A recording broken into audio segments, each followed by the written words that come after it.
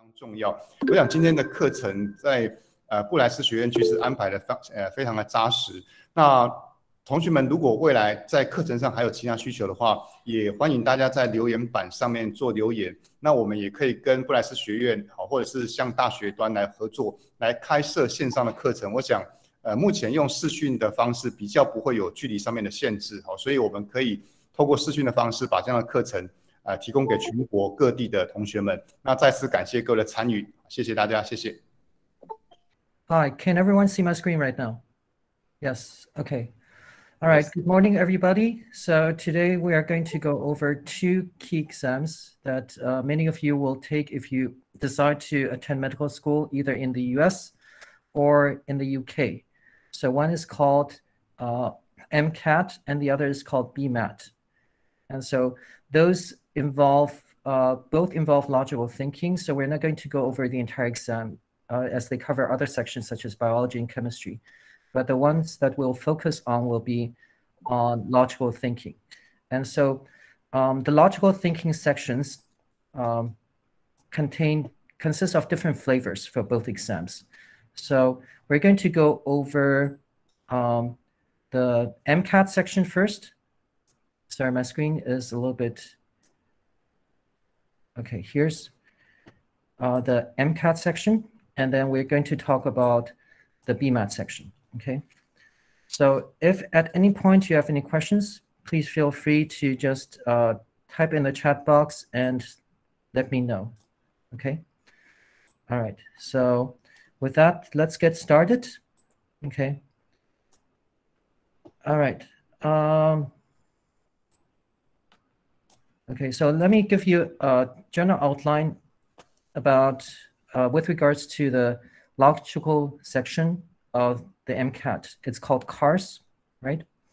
And let me just talk a little bit specifically about the CARS section. This is the outline. Okay, so we're going to talk about the parts of the test, the subject areas, right? I'll give you some topic examples, okay? What are specific challenges that you'll be facing as you take the test, right? What question types? Why? And why are you doing these questions, right? What is it that test administrators would like to see, right? Would like you to practice on so that you can become efficient doctors, right? After this, we're going to focus more specifically on key question types, right? So there are 3 major types, right?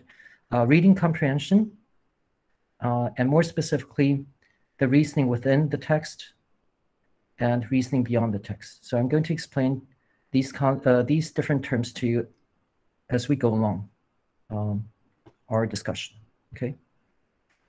So first things first, let me just describe a little bit about the general test content, right? So in the CARS section of the MCAT, you'll have 5 to 7 different passages, right? You have a total of 90 minutes. That means you have 10 minutes per passage, and they're roughly 500 to 600 words per passage, okay? The test passages differ in their various subject areas. So you could have subjects, topics ranging from humanities, right? And then you could have subjects from social sciences. Okay, so humanities subjects include literature, philosophy, and ethics, whereas social science topics include psychology, sociology, and economics. Right? More specifically, you could get exciting topics such as mad cow diseases, how business professionals negotiate, or even how artificial intelligence interfaces with human minds. Okay, so these sound like very, very, contemporary topics, right? That a lot of people are grappling with, that they have difficulties with sometimes, right? And so, but going back to key challenges that you will be facing as a test takers. Why is the card section so difficult? Number one, okay, lack of familiarity, because sometimes these topics are very deep and very broad and require a lot of considerations, right? Number two, complicated writing styles. So you'll encounter many long sentences, complex arguments, right? Which you need to untie, unknot in order to fully understand them. So therefore, you need to be hunting for clues. So not everything is given you directly on the plate. Sometimes you need to make inferences. Okay, so that's what we're going to talk about today, right? All right. With regards to the question types, there are three major question types. You need to have a firm understanding, have a good understanding of what the passage is about, right? For example, what is the author's intended message? What is the overall idea, okay? And how does he organize his arguments? How does he organize the essay to support his overall idea? And why does he use specific words? Why does he use a specific reasoning to support his argument, right? So reading comprehension questions comprise 30%, okay, of the entire question set in CARS, okay? So and then the next section, next type of question you'll encounter would be textual reasoning. So reasoning within the text, okay? So here you're trying to follow the author's argument and try to understand, right, what the supporting claims are, okay? And whether there are any flaws in the argument, right, that he has pointed out when he's discussing another author, for example, or does he have argument flaws himself, right? So this type of question you find in around 30% of the questions, okay? Next, we have reasoning beyond the text, okay? So what type of applications are there that could be used given the information that the author has provided, okay? How can you apply what you've learned to new situations, okay? Are there counter-arguments that you can consider in the author's main message? So these types of questions comprise 40% of the entire exam total, okay? All right. So you may ask, as the exam test taker, why are we given so many different types of passages? And now we're going to be doctors, so why deal with something that has to do with humanities or sociology? It's not really about sociology or philosophy, right? It's about how you analyze information, right? How you understand the point of view of another person, because you're going to deal with people eventually as a doctor. And so you need to be able to walk in their shoes, right? And be able to prioritize the information. What is important? What is less important? Okay. Then develop a treatment plan. In case there's a type of a problem that you need to deal with, you need to develop a treatment plan. Not only that, you need to be able to explain that to your patient, right? And be able to communicate with that patient, right? Just having your own solution is not enough. But you need to present your arguments in a logical fashion, okay? All right, so let's look at the question types more specifically. So we already mentioned, reading comprehension, reasoning within the text, reasoning beyond the text. These are the three main question types that we'll deal with when we take the MCAT CARS section, okay? Okay, so on the left-hand side, like before, we have, the major bone structures. What are the major components of reading comprehension, okay? So on the right-hand side, you'll see the type of questions that indicate that they're testing you on, your reading comprehension, such as questions such as, which of the following captures the main goal of the passage? Does not necessarily need to be goal of the passage. It could be final paragraph, can be third paragraph, right? Instead of main goal, right? The test may ask you, what is the core theme? What is the central idea? What is the key idea of the passage? Okay. The author may not just, give you a main idea, right? I mean, you need to be able to understand also what the conclusion, because the main idea needs to match with the conclusion. Okay, so questions such as, what conclusion is the author trying to draw? Okay, what are some phrases that most accurately capture the author's theme? Okay, based on the passage, the author most likely believes that, so, or also, what is the author's main claim or position? Okay. And so in the answer choices, sometimes you'll find, I believe, right? It is clear. My main point is, right? So these are some of the key, key questions that you've oftentimes encounter on the test. Okay.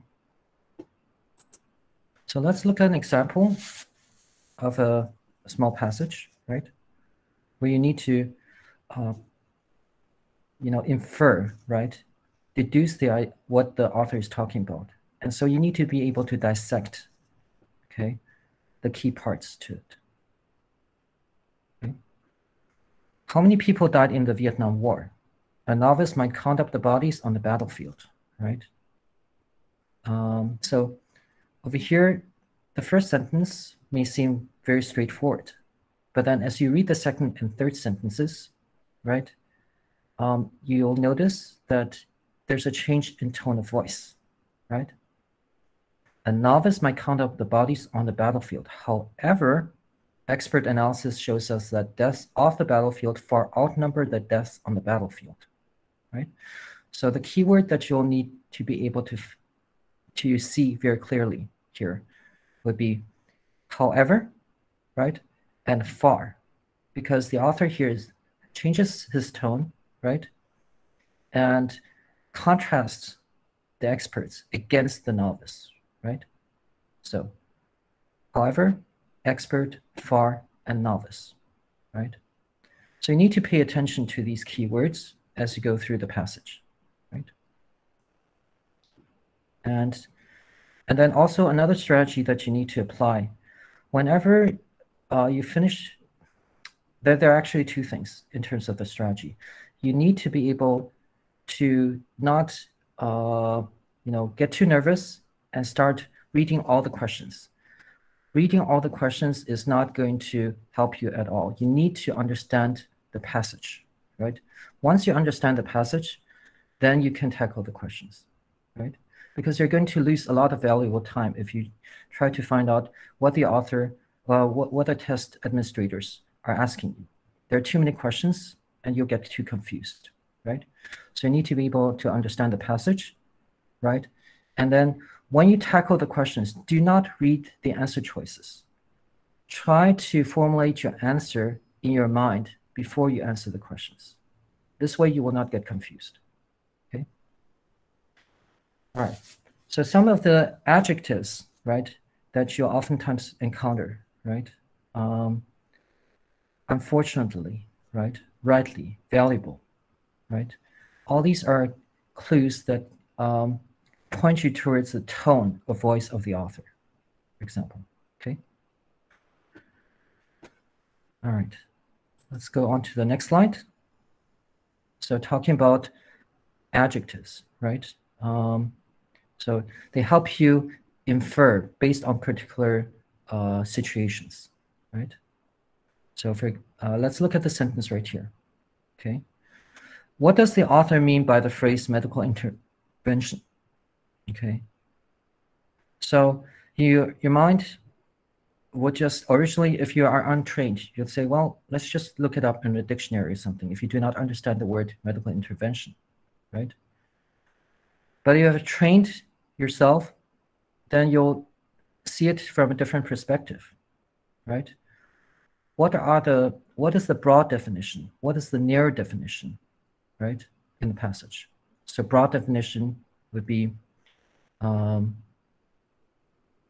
helmet, right? Seatbelts, vaccines, right? Home remedies, and so forth, right? Narrow definition, okay? Different types of antibiotics, right? Do you see the relationship between these two? Okay. All right. Let's take a look at the general structure that helps you to understand the passage, right? You need to understand the main idea, the thesis statement, right? Minor point or departure from the theme, okay? So again, there are signal words that help you identify, you know, what the author is trying to communicate with you. So words such as importantly, the only thing that matters, or for the minor points, by the way, right? In a few cases, okay? And if the author is trying to establish support, right? In addition to, therefore, or consequently. Let's go on to this slide. Oftentimes, you'll come across words that you're familiar with, but they may be presented in a different context. So a few of the questions may ask you to define the word just as we have over here, right? What is medical intervention? What does the author mean by the phrase medical intervention, right? So this table over here should help you try to dissect, okay? So there are 4 different types of context clues, okay? There's inference, right? Where the meaning is not given, so you must use text clues, okay? So let's look at an example of that. Don't want to work with Ricardo unless you want to hear him talk about himself. He's so arrogant, okay? So it does not give you direct information, but you need to pull directly from the tone of voice of that sentence, right? What arrogant is, okay? Definition, right? It gives you direct definition, the meaning of the word that is explained in the sentence. Ricardo is so arrogant. He thinks he's more important than everyone else, okay? So the sentence following Ricardo is so arrogant defines what arrogant is. The author may choose to give an example of the word in the sentence or a nearby sentence. For example, Ricardo is so arrogant. He's always bragging about how great he is at sports. Okay? That's an example. All right. Last but not least, you could be given an antonym. An antonym is a word with an opposite meaning as used in a sentence or nearby sentences. Okay.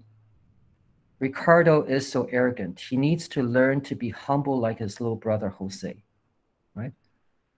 So states the opposite of what arrogant is in this case, all right?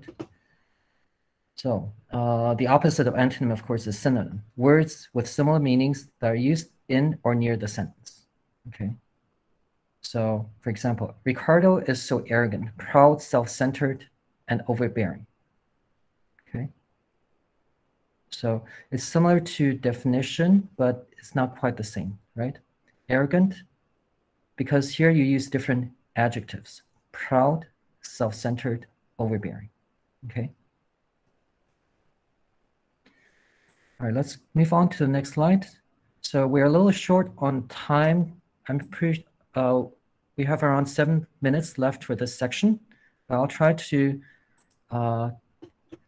rush it so that I can cover as much information as possible over here. So, okay, talking a little bit more about reading comprehension, right? So you need to be able to analyze the structure of the passages. And so the authors may give you argument and a counter argument, or he may try to establish a comparison and contrast between two different objects, right? So these are the words that you should look for in the questions when the author is talking about comparison, contrast, or point, counterpoint. On the other hand, in contrast to, but, however, right? Those are keywords that you need to look out for. You may also encounter these passages where the author lists a few number of criteria that support his argument, right? So before, words such as before, first, second, third, after, or then, okay? Chronology, okay? Sequence of events, things that happen first, second, third, fourth, right? Or cause or effect, right? Something, an event happens, right? That causes another event to happen, and another one after that, okay? So keywords to look for include like, because, due to, okay? So from these, you'll be able to answer questions such as, what is the primary cause of the problem as implied by the passage, right? So basically, it's hunting for clues, trying to see structure, right? And how the different parts within the structure correlate with each other. Okay. So I've already mentioned that you'll be given a variety of different passages, right? So some may be sociology, dealing with humanities and sociology, right? And some with literature. And so, so you need to be able to analyze literature, you know, in there accordingly, right? And sociological articles based on the arguments that the author has given in the first paragraph, okay? So when dealing with literature, right, you need to express ideas, right? The author expresses ideas through language as an art, right? So you need to be familiar with words such as metaphors, right? For example, the author may say, jobs are prisons, right? It does not literally mean that jobs are prisons, but he's trying to use poetic language to describe jobs, okay? The author may use allegory. For example, neighbors throwing rocks at each other's homes, okay? So using vivid language to describe a social situation, right? Neighbors throwing rocks at each other's homes, that equals to war between two countries, okay? Or the author may use symbols, such as the color black, to represent death or evil, okay? All right, there are other rhetorical devices, in addition to literary devices that the author may use, such as manipulating language through appeal to logic, emotion, right? Your moral reasoning and time, okay? So for example, let's look at this sentence. A mouse to go before I sleep, a mouse to go before I sleep, right? So the author uses repetition to conjure a certain feeling within the reader, okay? Or he may use parallelism. Give a man a fish and you may feed him for a day, okay? All right. So let's move on to the next section, which is reasoning within the text. Okay. Okay, so in reasoning within the text, you have two major types of questions. You have structural questions and you have evaluative questions. Okay. So let's look at structural questions. Okay. How does the author relate different ideas? Okay. How do various evidence support his claim? Okay. In evaluative questions, you have questions that require you to examine flaws in the argument. Okay. So let's look at some of these questions. Which of the following quotes is being presented as evidence for the author's position? Okay. Or What is a weakness in the argument the author makes to support his conclusion?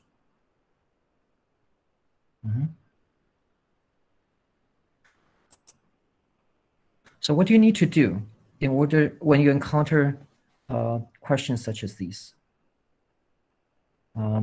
Such as also, which of the following quotes is being presented as evidence? Which conclusion does the author use this example to support?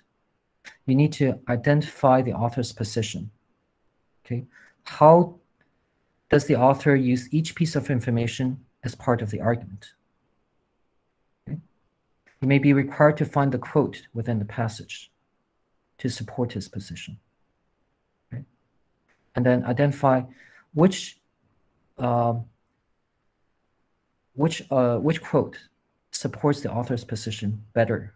Okay, there may be more than one quote. Right. You may also be asked to use evidence to find his major argument, right, or his claim. There are 5 major types of support: explanation, okay, reference to authority.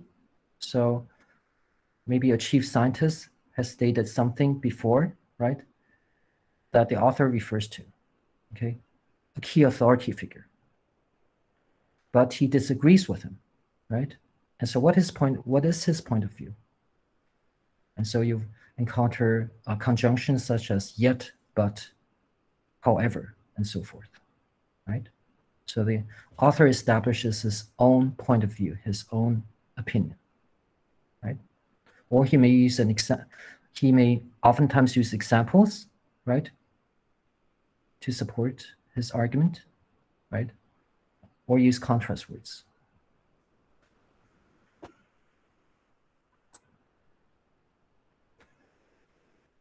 Okay, so let me just jump ahead to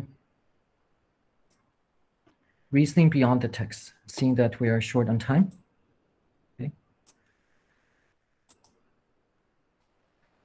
So in reasoning beyond the text, okay, we have questions that deal with application of concepts to brand new positions.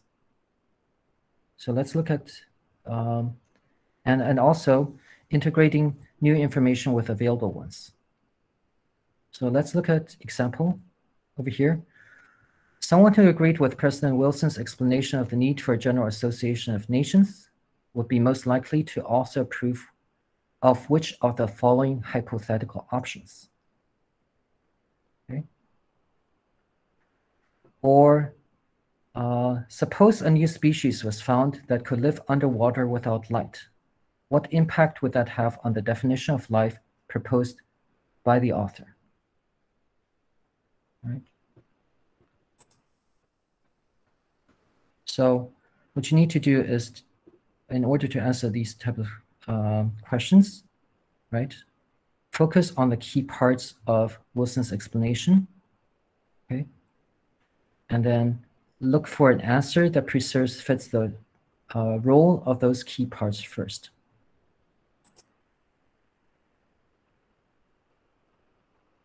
For the for this case, integrating new information with the new ones, consider a new scenario, look for an answer that is most consistent with the point made by the author.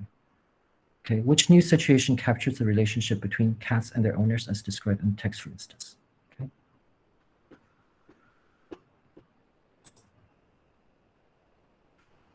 All right, let's look at an example over here. If it were known that Neanderthals and Homo sapiens coexisted, but they lived in geographic isolation from one another, how would this affect the conclusion reached by the author? Okay. All right, so this, assume there's no, the new information is not found in the passage. Okay. Consider how this new information affects the argument in the passage. Is it consistent with the reasoning in the passage? Does this new information give any additional support for the author's argument, or does it conflict with the evidence cited in the text? Does the new information contradict the author's conclusion, Does the new information refine or specify the part of the argument made by the author?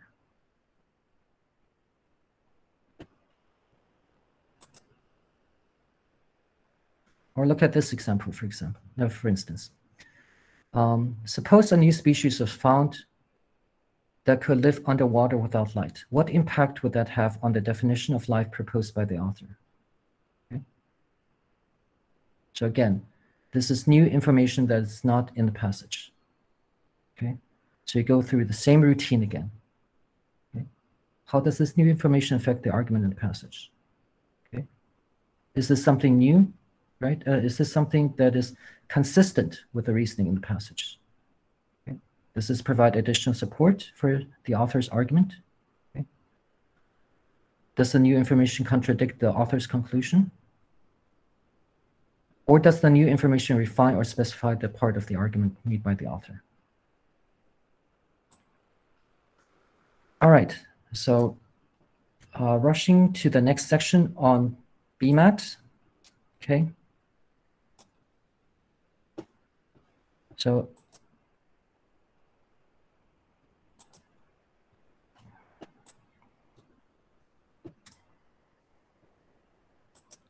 let me just give you an outline first. Okay, so BMAT, okay, is slightly different from CARS, okay?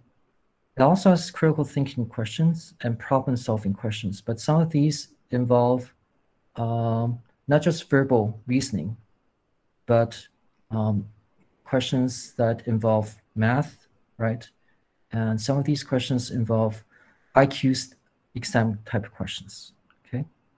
So critical thinking questions tend to be more verbal reasoning based, okay? They have a slightly different flavor from the CARS section of the MCAT. Yes, you may have to find the main conclusion. You may have to find an assumption, right? Things like that. But the passages themselves tend to be shorter, okay?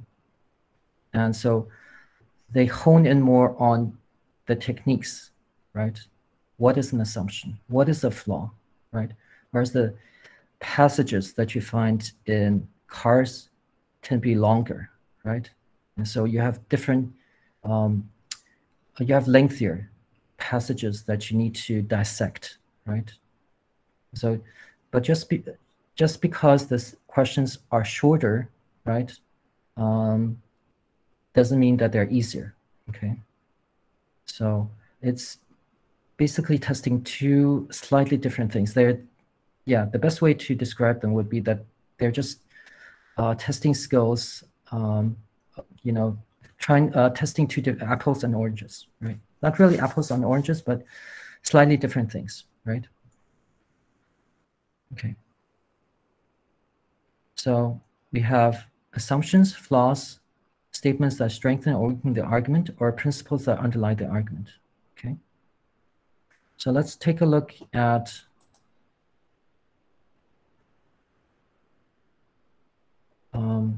problem solving and critical thinking, okay?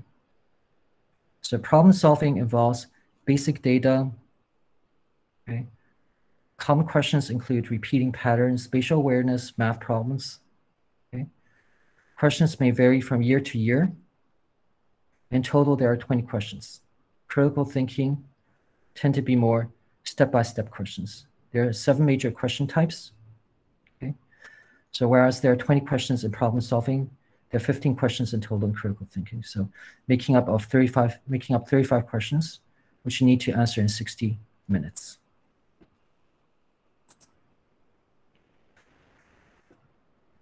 So these are the type of questions that you may be asked to answer in critical thinking. What is the main conclusion of the passage? What conclusion can be drawn from the passage? Okay. Identify an assumption. Identify a flaw in the argument, a mistake in the argument. Which statement strengthens or weakens the argument? Which option parallels the reasoning used in the above argument? Okay. Best illustrates the principle underlying the argument.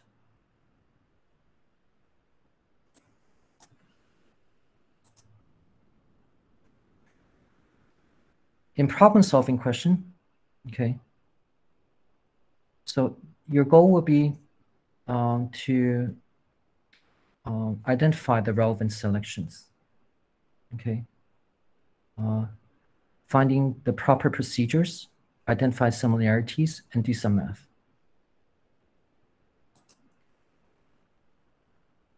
Okay.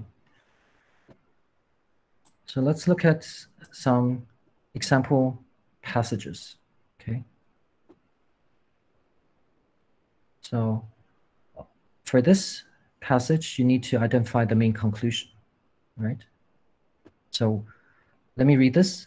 When the development of the internet enabled ordinary people to have free, easy access to information, it seemed as though a great breakthrough had been made in empowering people.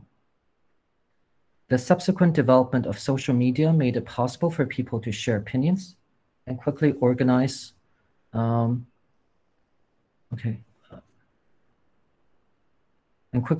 protests against ruling governments. These two technological developments seemed a healthy way forward for democracy. But now social media, which lacks the checks and editing of traditional information sources, enables people to share deliberately false information, which is then accepted as truth by many. Opinions are being manipulated via social media by people with their own motivations to discredit rivals or groups with different opinions and gain power themselves. Social media has become a vehicle for spreading untruths and has thereby undermined democracy. The question asks you, which one of the following best expresses the main conclusion of the argument in the above passage? So the answer would be C. Technological developments have done more harm than good to democracy. Okay. All right, so go through the passage, identify the key words, right?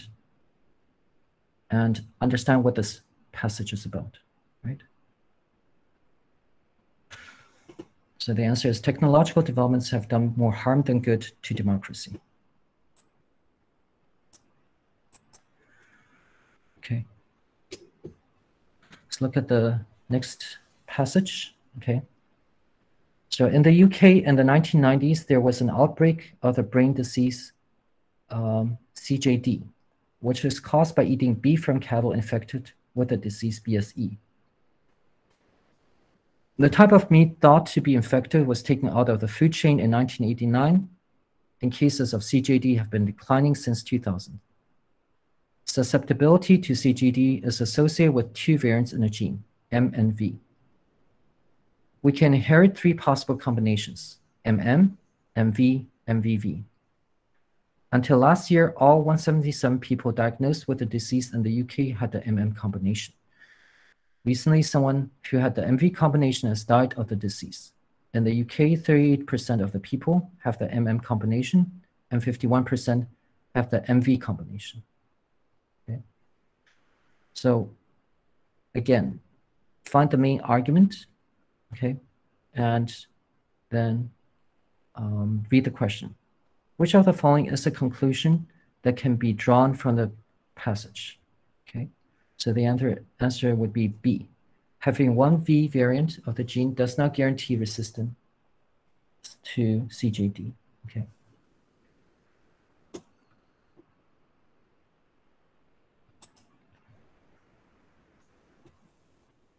All right. So let's look at assumption. Okay. So assumptions are things that need to be that may or may not be present, right? But which guide you to the conclusion, okay? So for example, it has been raining for the last 5 days, so therefore I'm going to assume that it's also going to rain today, okay? That's an assumption. So let's take a look at this paragraph right here. Police departments across the world should require the use of body-worn video cameras for their officers. Research has shown that filming police-public interactions can lower levels of violence within these encounters because the known presence of the camera encourages police officers to better regulate their own behavior. While it is now common for bystanders to capture footage of public encounters on their camera phones or similar devices, police implementation of body-worn video cameras is preferable for a number of reasons.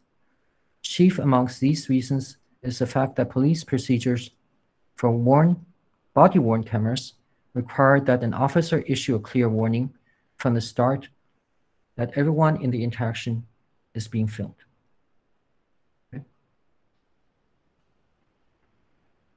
So, which of the following are underlying assumptions of the above argument? Okay. So, number one, the level of force used by police in some interactions with the public exceeds that which is required by the situation. Number two, it is now possible for police departments in different countries to agree on what levels of force are appropriate within police-public interactions. Number three, in cases where police-public interactions have been filmed by bystanders, the individuals involved may not have been aware of the filming. Okay, so the answer would be E, 1 and 3 only. Okay.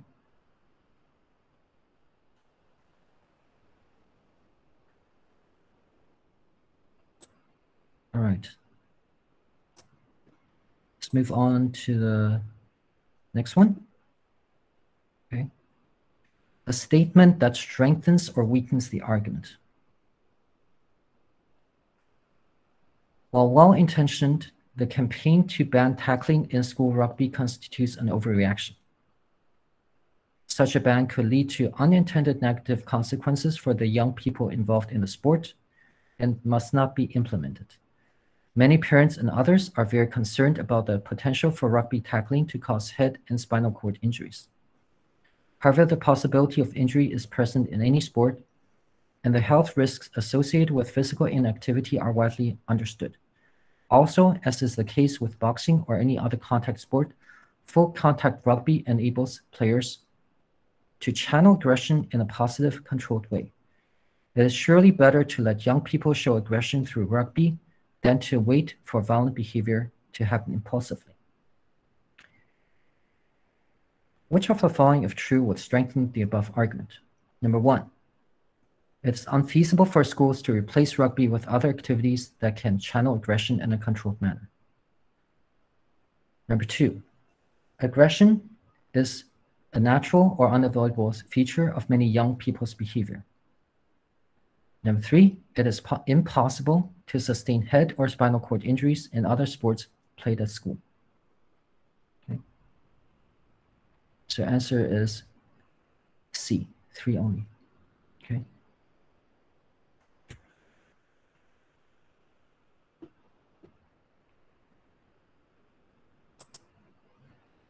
All right. So if we finished the verbal reasoning questions, so let's come to classic problem-solving questions here. Okay. Riverside Walk is a popular walking path, 3.2 kilometers long, besides the River B. Okay, there's a seat situated at each end of the path and also every 400 meters in between.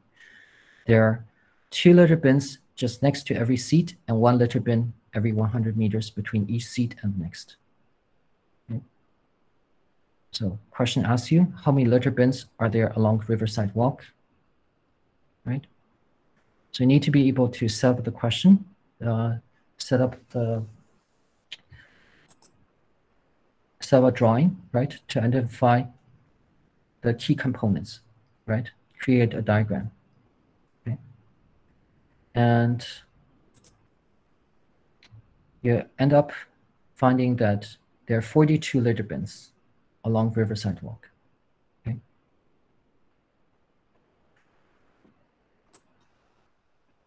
Okay. So we're not able to go through all the questions, right? But this is just to give you a kind of a flavor of what BMAT and MCAT, the car section of MCAT are like. Okay. And down here is the distribution of the scores of 2020. Okay, so most of the people score between 3.5 to around 5.4. Okay. So, try when you take this exam, try to aim around over here. Okay. All right, that's it. All right. Thank you very much for the opportunity. Okay. Okay, and good luck on your journey.